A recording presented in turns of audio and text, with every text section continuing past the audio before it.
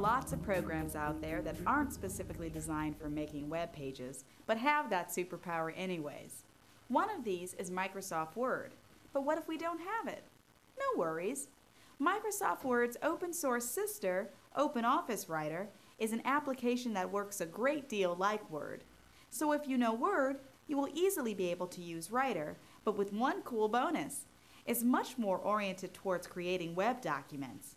You can download OpenOffice from http://www.openoffice.org. For our example, we're going to create our site template from scratch. First, open a new HTML document by going to the File menu and scrolling to New.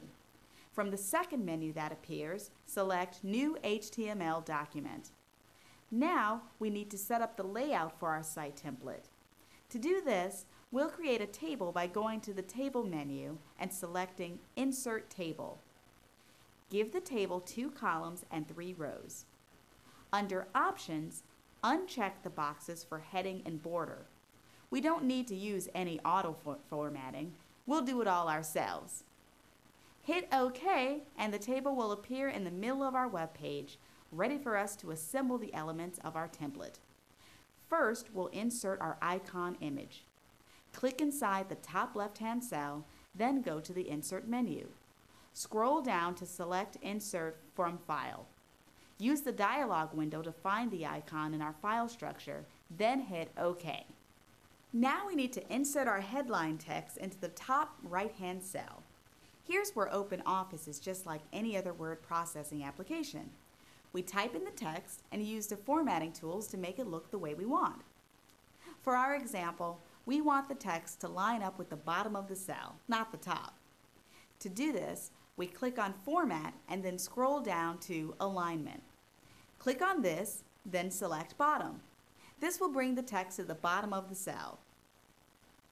Let's next create our template's navigation bar.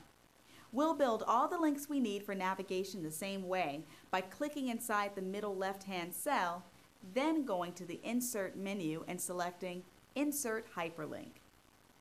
Select Document in the sidebar, then type index.html into the Path field. Under Further Settings, simply input the text as Home. We don't need to worry about the other information right now. Hit Apply, then Close. Our first link is done. Hit Return and repeat that process with the other links in our site: movies, photos, resume, and our email address, like so. To create our footer, first merge the 2 bottom cells of the table into one. Do this by clicking into one of the cells, then dragging our mouse across to select both. Then go to the Table menu and select Merge Cells. We'll then be able to type in our copyright notice and email address. There, our template is assembled. We just need to take care of some formatting. To change the background color of the page, go to the Format menu and select Page. In the dialog box that appears, click on the Background tab. Here, choose a color for our page background. For our example, we'll select a light gray. Hit OK, and the change will be applied to our document. To change the background color of a table cell, click inside the table cell we wish to modify. Then go to the Table menu and select Table Format. If we click on the Background tab, we'll be able to select a background color for the cell of choice. In our example, we've made the footer cell dark teal, our header cells light teal, and our navigation bar dark gray. Our content cell will be white.